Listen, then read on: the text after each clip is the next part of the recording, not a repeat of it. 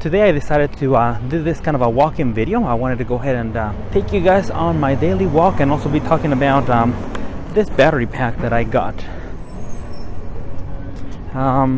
So this rechargeable external battery pack that I got for my iPhone, and actually the reason I also bought it is because these are really useful, and particularly if you want to go ahead and use it. I know one of the cool things about the camera, the A7R2, is that you can charge it with one of these. So if you're running low, it is really cool, very convenient to have it. But of course, for your cell phone, it's probably one of the best ones that I've found. The size of it is actually smaller than a cell phone. I've seen some really big ones that is really kind of a hassle to carry around, and it all has to do with the mAh, with the capacity, right? So this one, the capacity is actually 10,000 mAh. For example, just to give you a quick example, whenever you on your iPhone, the iPhone 6 Plus, it's actually about 3,000 mAh. So this one gives you about three times the charge. So you can run low or run out of battery and charge it about 3 more times. So that is something really cool about it. One of the most important features is to find out how much charge you have inside. So there's many external battery chargers or battery packs that will charge, but you can never tell how much you have in there, if you're a 50%, 75% capacity, or it might be depleted. So you don't know until it stops charging. Some smaller ones, some little ones that you find on either online or at the stores, they actually don't have that much capacity. They might give you maybe one full charge, but if you're on the go and you want to even share with your friends, it has an output for two connections, 2 USB connections. It really will help you guys. And I'm going to be using it for my camera now. It's something really handy to have. And I also have something that I've been testing out recently is the 35mm 1.4 from Sony. So I'm going to go ahead and bring you guys that here next as I continue my walk. So here I'm back with the 35mm 1.4 from Sony. This is the FE, of course, for the E mount, but this is the full frame lineup. And this lens, the reason I got it is of course primarily because of the focal length. It is one of those focal lengths that is probably the most useful. It's just like the 50, it just gives you the 15mm more, which is a little bit more wide, closer to wide angle, but it really helps out if you don't have much room to back up. And one of the things that I wanted to talk about was about which lenses to get, and I thought maybe it would be something good to just discuss real quick, because there's a lot of course everyone has different ideas, different opinions which lenses to get. I believe that you should really get the one that you need, whatever lens you need first, depending on what you're going to be shooting. If you're going to be shooting macro photography, then why get a 15mm? And a lot of people were asking me, are you going to grab that one? Are you going to get that one? And I said, well, let me wait. I'm going to check and find out what my options are.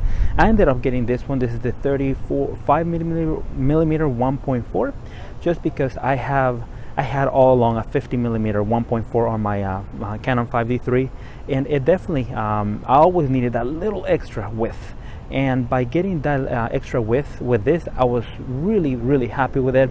And something that you guys will be surprised about, not very many lenses are sharp, wide open. This lens is actually a very sharp at 1.4, so sharp that you can actually leave it at 1.4 and be shooting like that all the time. I'm going to show you guys here a couple of samples. So as you can see on these samples, these were shot at 1.4. There's not very many lenses that are really sharp at 1.4, and this is one of them. The other lens from Canon that I know super wide open that is very sharp is the 1.2, the 85mm 1.2, especially the Mark II, the kind of the newer one. That one is really sharp, and that's meant to be used at that open wide aperture. You can use it on many different ones, but the 1.2 is really good, and that's one of the lenses that I miss. I'm waiting for hopefully from the next 7 lenses I believe that Sony will have coming up in 2016. I really look forward to that one. I think it's going to be a worldwide lens to get if they come out with something really low. I mean, if they come out with something a little lower than 1.8, I'll definitely jump in and grab it. But if it's not, then I might just wait. But 85mm is great. Now going back to the discussion about which lenses to get, my personal take is that you should get the lens that will help you get the job that you need. And the best thing is to really try out a lot of lenses before you buy them. You can either rent, but renting is a little tricky, because renting you need what you need is you need insurance many times, depending on the price of the lens. But many times they have a lot of requirements. if you go to borrowlens.com, lens rentals, they will ask you for many things. Even local places here like in Arizona, we have Tempe Camera. They will ask you for things. They will ask you for a credit card, and of course those are valid reasons, because well, you don't want anyone to walk away with your lens. But that kind of shuns away people from testing out things. So the other thing that I recommend is, if you cannot rent them, is that just go ahead and go and test them out at the store. Bring your camera body, test them out, see which one you really like, and which one is going to be the one that is going to get you the shots that you need.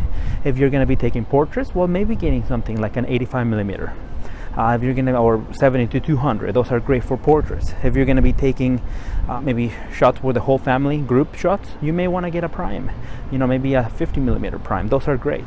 So here's the breakdown of the lenses that I recommend. I definitely recommend to get a zoom, something that will get you close, because you're gonna miss that. So if you want to have something in your collection, make sure that you have a zoom and a telephoto zoom. Anything on 70-200, that's a very popular, very good range if you want to get close. It's not going to get super close, because that's what the 400 millimeters are for, or the ones that are like 100-400, but those get really pricey. So go ahead and use that. You can still crop in on your images, take good shots. That will get you those close-up shots. You can use it for portraits. It allows you to have a shallow depth of field. Then of course, if you want to go ahead and do portrait work, I will get something like a 50 millimeter within that range, 35, 50, or 85, depending on your budget. But that will be the next lens that you want to have, a prime, because primes still generally are sharper, and they're going to give you better quality images, because all the quality is built into just that one focal length. And it will also make you more creative, because you're not going to be zooming in and out, so it will make you more creative, aware of your distance to the subjects and the perspectives that change with the distance and the angle to the subjects. And that's going to be a 50 millimeter, 35, or 85. And then lastly, getting an ultra wide angle lens, because you're going to notice that you're going to get to a point where it's going to be, you're not going to be able to cut it with a regular, that will be around that 50 millimeter, 85 millimeter range. It's not going to cut it. So you're going to need something wider. So it's going to be either 35 or under. Anything like 24 millimeters is considered wide angle, and that's going to be the recommended thing, because you want to be able to, and I want to make sure I don't drop my camera, you want to be able to have that extra ability to, if you're up against a wall, you want to be able to still take that shot. You don't want to be in a disadvantage. You don't want to be in a situation where you have to crop in the feet when maybe you need to the full body shots of a group of maybe your clients, family members, and it does happen pretty frequently. And then you can get into the specialty lenses. Specialty lenses are the, for example, like the 100 millimeter.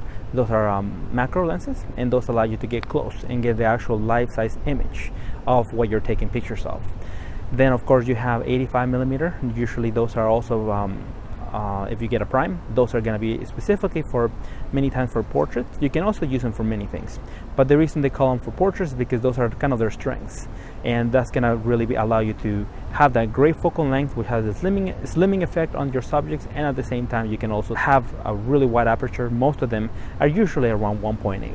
And then that will allow you to have a shallow depth of field, and those are more of a specialty lens. So 85 millimeter, 100 millimeter, and then you can probably get into the fisheye lenses. The fisheye lenses, of course, they are more wide than the ultra wide angle lenses, and those of course will allow you to get special effects, such as you can get the curvature and use that for your advantage. You will have the distortion, but sometimes it's a fun distortion, and if you utilize it right, then you can go ahead and have a very creative kind of popping out the image, jumping at you type of shot. And so again, my logic for getting this one lens, the 35 millimeter, was pretty much that. I needed by now a prime. I needed a prime that I could rely on whenever lights go out and you still need to go ahead and take shots. And I was very happy taking pictures at 1.4. Sometimes not all of them are at 1.4, very sharp. Sometimes you may have to stop down a little bit, maybe to 1.8, or usually it's between 2 to 3 stops where the sweet spot of a lens might be or would be. So I recommend those things and test out things. Go to your local stores and try out many different lenses, because that's the way you're going to be able to make your best decision. Because once you invest in a lens, then you want the lens to outlast your camera, because lenses is glass. Glass doesn't age. It doesn't matter if there's new technology, it still is great glass. And there's still amazing lenses out there that no matter what, even if new cameras come out, they will still give you great images. So that's what I recommend, and thanks so much for watching. I'll see you guys soon.